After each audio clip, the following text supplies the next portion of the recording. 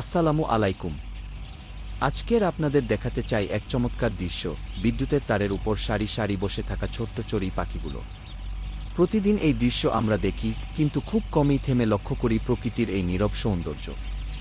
চড়ুই পাখি বাংলাদেশের সবচেয়ে পরিচিত পাখিগুলোর একটি। ওদের ছোট্ট শরীর, হালকা বাদামি রং আর কোমল ডাক, এইসব মিলিয়ে ওরা আমাদের আশেপাশের পরিবেশকে আরও জীবন্ত করে তোলে। আজকের দৃশ্যে তারা বিদ্যুতের তারে বসে কখনো বিশ্রাম নিচ্ছে, কখনো হালকা চি চি করে ডাকছে, আবার কেউ কেউ আকাশের দিকে তাকিয়ে আছে যেন নিজেদের পৃথিবীটা উপভোগ করছে।